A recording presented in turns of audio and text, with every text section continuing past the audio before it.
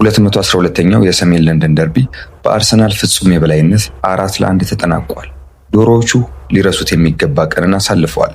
ኢብሪቼ ኢዜ ሃትሪክ 3 ጎሎችን ባስቆጠረበት ጨዋታ አርሰናል አስደናቂ ብቃቱን አሳይቷል። 4-1 ጨዋታው አልቋል። ለቶተንሃም ፈጽሞ ሊረሳ የሚገባው ቀን ሆኖ አልፏል። በ12ኛ ሳምንት የእንግሊዝ ፕሪምየር ሊግ በሰሜን ለንደን ደርቢ አርሰናል ቶተንሃምን 4-1 አሸንፏል። በኤሚሬትስ በተደረገው ጨዋታ ኢብሪቼ ኢዜ 3 ግቦችን በማስቆጠር ሃትሪክ ሰርቷል። ሊያንድሮ ትሮሳርድ ደግሞ 1 ግብ ያስቆጠረ ተጫዋች ነው። ከጨዋታው አንድ ቀን በፊት በነበራቸው ጋዜጣዊ መግለጫ ኢዜ ማን ነው በማለት ሊቀልዱ የሞከሩት የቶተንሃሙ አሰልጣኝ ቶማስ ፍራንክ እንግሊዛዊ ተጫዋች ሃትሪክ በመስራት በሚገባ መልስ ሰጥቷቸዋል። በጨዋታው ሪቻርድሰን የቶተንሃምን ብቸኛ ግብ አስገኝቷል። 212ኛው የሰሜን ለንደን ደርቢ እንግዲህ በድል ያጠናቀቁት መድፈኞቹ ከተከታያቸው ቼልሲ ያላቸውን የነጥብ ልዩነት ወደ 6 በማስፋት ሊጉን በ29 ነጥብ እየመሩት ይገኛሉ። የጨዋታው ዝርዝር ጉዳዮች ምንድናቸው? አብሮነታቸው አይለያል።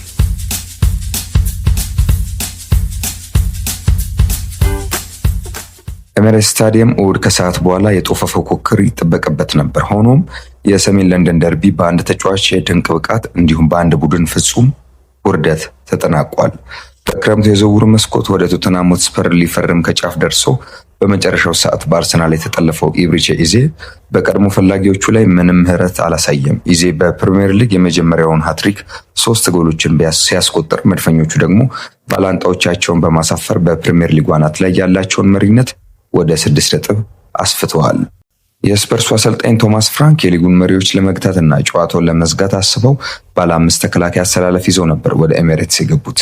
ነገር ግን እቅዳቸው ሜዳውን ሙሉ በሙሉ በተቆጣጠሩት የአርሰናል ተጫዋቾች ፊት ተንኮታኮተ።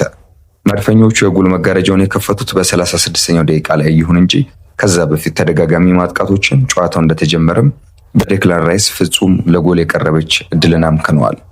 ከሚካኤል ሜሪኖ የተላከች ድንቅ የሰነጠቀት ኳስ ግን በ36ኛው ላይ መረቡን ከፈተች። ይህንን ስሩ ጎል ያገኘው ሊያንድሮ ትሮሳርድ ኳሷን ከግብ ጠባቂው ጊዮሌም ቪካሪዮ ጎን በማሳረፍ አርሰናልን መሪ ያደረገ።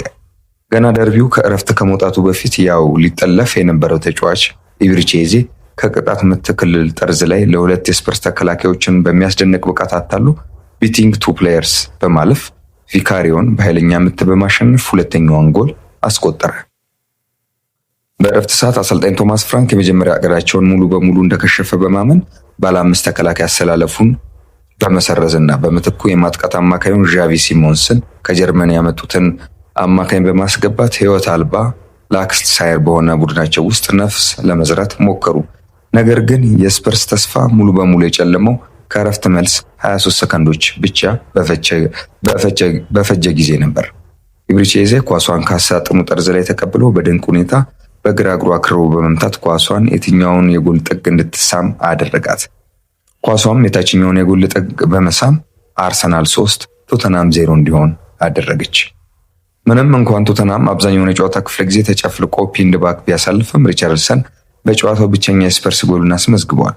ከ40 ያርድ ረቅት ግብ ጠባቂው ዴቪድ ራያ ከቦታው መውጣቱን ተከትሎ ያሳለፋት ኳስ መረብ ላይ አርፋለች። እቺም እድል የተገኘችው የአርሰናሉ የተከላካይ አማካኝ ማርቲን ዙቢሜንዲ 2 ተጫዋቾች ከፊት ለፊት የስፐርስ ተጫዋቾችን ድሪብል አድርጎ ደርቦ ለማለፍ በመሞከሩ ነበር። ሆኖም ይህ ጎል የኢዜ ቀንን ሊያበላሸው ግን አልቻለም። በ76ኛው ደቂቃ ላይ አሁንም ቪካሪዮን በሌላ ድንቅ አጨራረስ በማሸነፍ ኢዜ 4ኛውን ጎል ሲያስቆጥር የመጀመሪያው ሃትሪክ አሟልቶ የስፐርስን የሬሳ ሳጥን የመጨረሻውን ሚስማር መጥቶ ጣለ።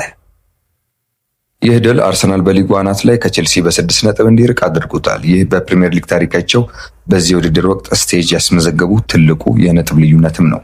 መድፈኞቹ ከ3 ተከታታይ የሁለተኛ ደረጃ ቆይታቸው በኋላ ከ2004 ወዲህ የመጀመሪያውን የሊጉን ዋንጫ ለማንሳት ከመቼውም ጊዜ በላይ የተቃረቡ ይመስላሉ። ጥንቅቅ ያለ ቡድን እንከን አልባም ይመስላል። ኢዜ መድፈኞቹ እቅዳቸውን ቀይሮ ያስፈረሙት ለምን እንደሆነም በምሽቱ ጨዋታ አሳይቷል።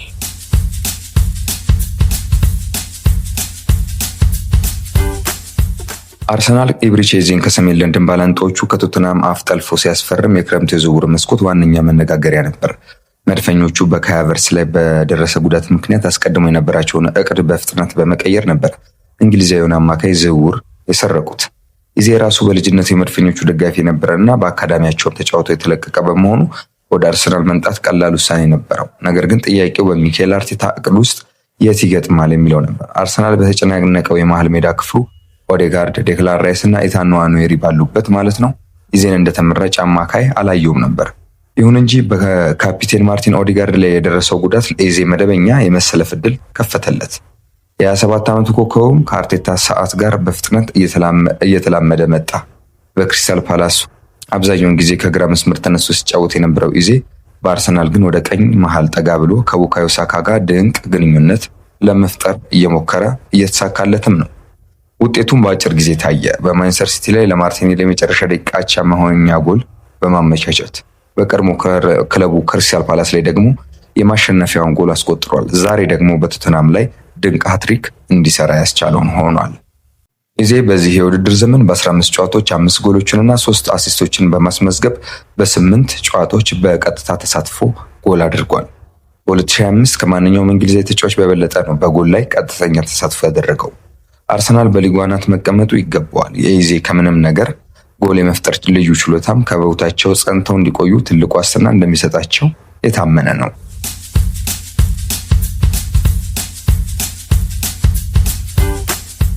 በቶተናም የቶማስ ፍራንክ ቆይታ እስካሁን የተደበላለቀ ስሜትን የፈጠረ ሆኗል። በተቃራኒው የሚከተለው ወግ አጥባቂ ኮንሰርቫቲቭ እና ጥንቃቄ የተሞላበት አጨዋወት የክለቡን ደጋፊዎች ልብ ለማሸነፍ ከባድ ትግል ውስጥ ከቶታል። የዛሬው ደርቢ ውርደት ደግሞ ይህንን ስስ ግንኙነት የበለጠ እንደሚያሻክረው ይጠበቃል። ቡድኑ ከሜዳው ውጪ በሊጉ ሳይሸነፍ ቢቆይም ዛሬ በባላንጣቸው ላይ አወንታዊ ውጤት ይዘው ይመለሳሉ የሚል ምንም አይነት ተስፋ አልነበራቸውም። የስፐርስ የማጥቃት ክፍል በዚህ የውድድር ዘመን አልተገናኘም ቢባል ማጋነን አይሆንም። በአማካኝ በጨዋታ ከ10 ያነሰ የጎል ሙከራ ብቻ ያደርጋሉ። ይህም በሊጉ 3ኛው ዝቅተኛ ቁጥር ሆኗል። ይህ አሰልቺ አዝማሚያ ዛሬም ቀጥሎ ስፐርስ በመጀመሪያው አጋማሽ አንድም የጎል ሙከራ ሳያደርግ እንዲያጠናቀቅ ሆኗል። ይህ በውድድር ዘመኑ ለሁለተኛ ጊዜ ነው። ከዚህ ቀደም በበርንመዝ 1-0 ሲሸነፉም እንዲሁ ከረፍት በፊት ምንም አይነት የግብ ሙከራ አላደረጉም ነበር። ቶማስ ፍራንክ በእረፍት ሰዓት የአሰላለፍ ለውጥ ማድረጋቸው የመጀመሪያው ታክቲክ ስህተት እንደነበር በግልጽ ማመናቸውን የሚያሳይ ነው። ነገር ግን ከእረፍት መልስ በ23ኛው ሰከንድ የገባቸው የኢዜ ጎል የስፐርስን እጣ ፋንታ ሙሉ በሙሉ ዘግተዋለች። ምንም እንኳ ቶተናም በሊጉ 9ኛ ደረጃ ላይ ቢገኝም ከቻምፒየንስ ሊግ ተሳትፎ የሚለየው 3 ነጥብ ብቻ ነው። በዚህም የስፐርሱ አሰልጣኝ ደጋፊዎች ከፈጠራ ይልቅ ለመከላከል ዲፌንሲቭ ሶሊዳሪቲ ቢፎር ክሬቲቪቲ እያሉ ቅድሚያ የሚሰጠውን ቡድናቸውን ከመመልከት ሙሉ በሙሉ ከመሰልቸታቸው በፊት ነገሮችን በፍጥነት መቀየር ያለባቸው ይመስላል አሰልጣኝ ቶማስ ፍራንክ።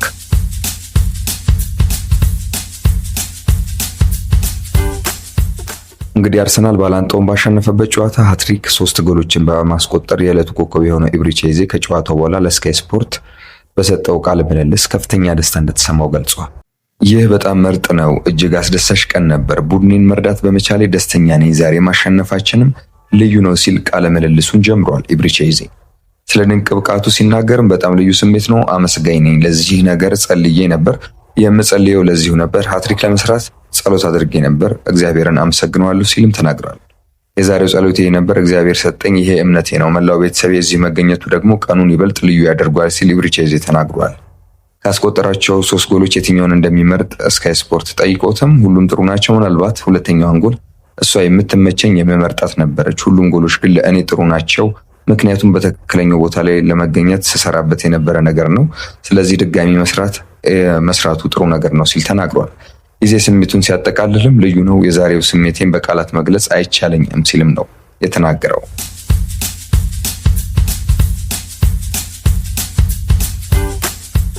የመድፈኞቹ ዋና አሰልጣኝ ሚካኤል አርቴታም ከድሉ በኋላ ለእኛ የተለየ ቀን ነበር ሲል ተናግሯል። የጨዋታውን አስፈላጊነትና ለደጋፊው ምን ማለት እንደሆነ እናውቃለን ያለው ሚካኤል አርቴታ ውብ ቀን ነበር ብሏል።